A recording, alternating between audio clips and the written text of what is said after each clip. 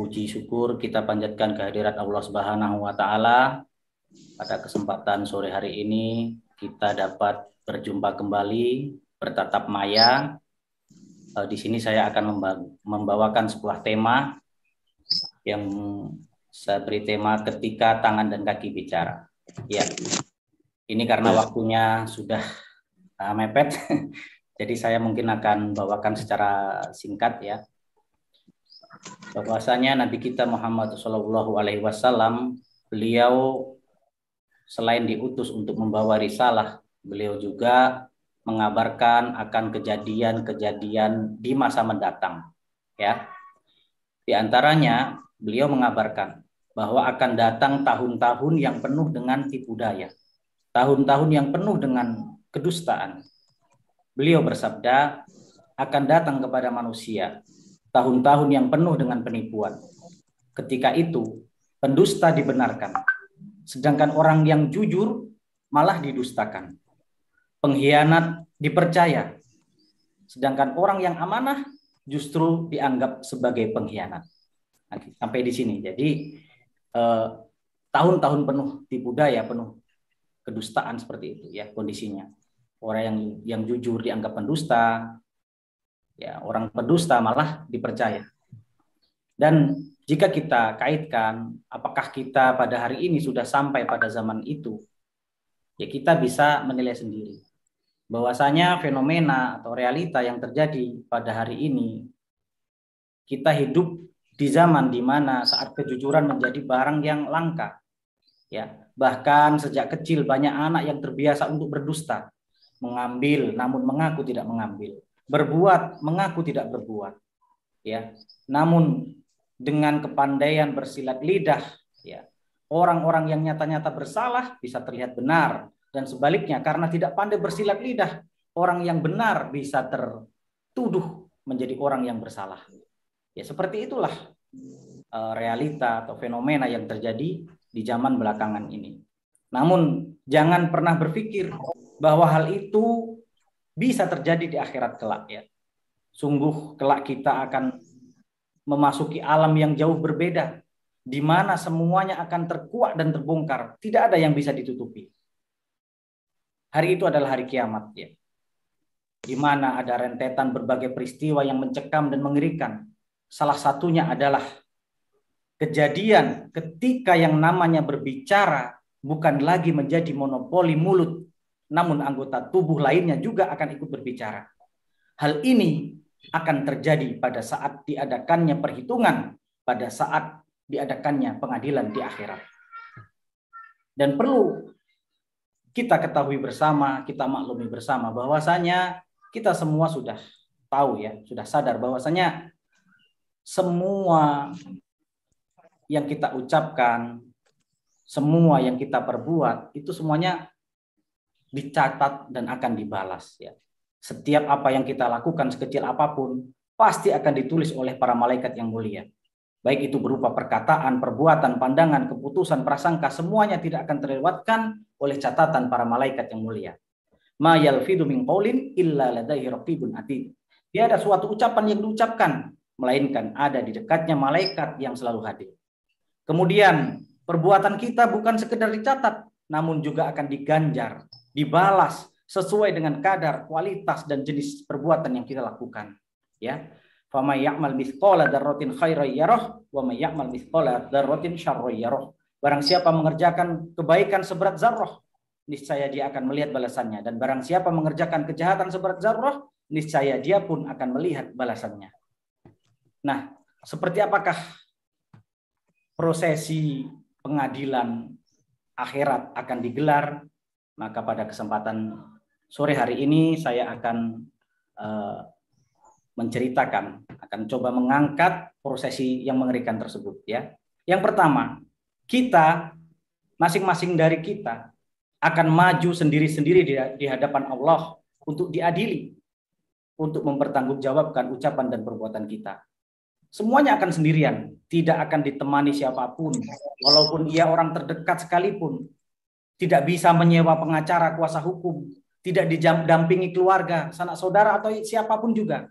Karena pada waktu itu masing-masing manusia sibuk dengan dirinya masing-masing. Ya, maka tidak satupun di antara mereka yang dapat menolong kita. Sebagaimana saat kita masih di dunia, kita bisa minta tolong sama sahabat, sama saudara, kerabat, kita masih bisa minta tolong. Tetapi ketika di pengadilan akhirat, kita akan maju sendiri-sendiri untuk mempertanggungjawabkan setiap perbuatan kita. Wa kulluhum atihi yaumal qiyamati farda. Ya, dan setiap orang dari mereka akan datang kepada Allah sendiri-sendiri pada hari kiamat. Kemudian, selain sendiri-sendiri, pada saat itu mulut kita akan dikunci, tangan dan kaki akan bicara. Ya, saat itu mulut kita dibungkam dan dikunci rapat. Jikalau orang-orang terdakwa mungkin pada pengadilan dunia masih bisa berbicara, bersilat lidah, berkelit, atau bahkan bisa berdusta, maka pada pengadilan akhirat nanti mulut ini akan terdiam, keluh tidak bisa berucap sepatah kata pun. Namun sebaliknya, anggota tubuh dipersilahkan untuk bersaksi. Mata, telinga, tangan, kaki, bahkan kulit, semuanya berbicara, membeberkan dan membuka apa yang pernah kita lakukan di dunia. Allah Subhanahu wa taala berfirman, "Al-yauma nakhtimu ala afwahihim wa tukallimuna aydihim wa tashhadu arjuluhum bima kanu yaksibun." Pada hari ini kami kunci mulut-mulut mereka, dan yang akan berbicara adalah tangan-tangan mereka, dan yang akan bersaksi adalah kaki-kaki mereka terhadap apa yang mereka kerjakan dulu ketika di dunia. Dan pada saat itu manusia terheran-heran dan kebingungan, karena masing-masing anggota tubuhnya akan bercerita, akan bersaksi tentang apa yang pernah ia lakukan ketika di dunia. Ya. Kemudian mereka berkata kepada kulit-kulit mereka, wa qalu li juludihim lima syahidtum alaina? Qalu antaqanallahu alladzi antaqa kulla syai' wa huwa khalaqakum awwala marratin wa ilaihi turja'un. Dan mereka berkata kepada kulit mereka, "Mengapa kamu menjadi saksi terhadap kami?" Maka kulit mereka menjawab, Allah yang menjadikan segala sesuatu pandai berkata, ya, telah menjadikan kami pandai pula berkata, dan dialah yang menciptakan kamu pada kali pertama dan hanya kepadanya lah kamu dikembalikan. Jadi pada waktu itu manusia itu, loh, mengapa kamu kan anggota tubuh saya kok kamu bisa bersaksi untuk saya gitu kan? Gitu. Bahkan tidak hanya anggota tubuh, tidak hanya tangan dan kaki, kulit, namun bumi tempat kita berpijak juga tidak ketinggalan untuk melaporkan kepada Allah Jalla wa'ala tentang apa yang kita lakukan di atasnya. Yauma idzin tuhaddisu akhbaraha bi anna rabbaka auhalaha. Pada hari itu bumi menyampaikan beritanya karena sesungguhnya Rabbmu telah memerintahkan yang demikian itu padanya. Ya. Pada hari itu keadilan sangat dijunjung tinggi dan mizan timbangan amalan akan ditegakkan dengan sangat akurat. Tidak ada yang dapat berkelit, menyuap, ataupun bahkan merubah keputusan Allah. Karena yang bertindak sebagai hakim di padang mahsyar nanti adalah Allah Subhanahu wa taala sendiri, zat yang maha adil. Tidak akan ada lagi sogok menyogok, suap menyuap, backing membacking, ngeles mengeles, kong kali kong, maupun pasal-pasal karet yang dapat ditafsirkan semau sendiri. Semuanya pada waktu itu tunduk dan bertekuk lutut di hadapan kekuasaan dan keperkasaan Allah. Terlihai apapun manusia mempermainkan hukum di dunia, dan walaupun mungkin mereka sering lepas dari pengadilan dunia, lepas dari jerat hukum, mereka tak akan pernah bisa melepaskan diri dari jerat hukuman di pengadilan akhirat. Di dunia boleh saja mereka bisa terhindar dari sel penjara, namun di akhirat mustahil mereka bisa lari dari hukuman dan azab Allah Subhanahu wa taala. Di pengadilan dunia, ya, kondisinya sangat berbeda. Di pengadilan dunia mungkin saja uang dapat membungkam, kekuasaan mampu untuk mengurangi tuntutan, pandainya bersilat lidah juga mampu untuk merubah putusan. Namun di pengadilan akhirat, uang sudah tidak laku, popularitas dan kekuasaan hanya laksana debu yang berterbangan, bersilat lidah hanya menjadi angan-angan. Karena mulut telah dikunci, tangan angkat bicara, kaki dan bumi menjadi saksi atas segala perbuatan di dunia. Semuanya akan terkuak dengan jelas, tak akan terlewatkan sekecil apapun. Pengadilan akhirat begitu menegangkan. Bekal yang bermanfaat yang kita bawa saat itu adalah amal soleh yang kita tabung dan kita kumpulkan sedikit demi sedikit saat hidup di dunia ini. Adapun harta, jabatan, popularitas, pangkat, keturunan, follower, ataupun apapun yang sering dibanggakan di dunia ini tidak akan berguna sama sekali pada saat itu. Yauma la yanfa'u malun wala banun illa man atallaha biqalbin salim. Pada hari akhirat tidak akan bermanfaat lagi harta dan anak-anak kecuali mereka yang datang kepada Allah dengan hati yang bersih. Maka hendaknya kita ingat akan peristiwa yang sangat mengerikan ini. Hendaknya kita takut dengan pengadilan akhirat yang akan digelar oleh Allah Subhanahu wa taala nanti.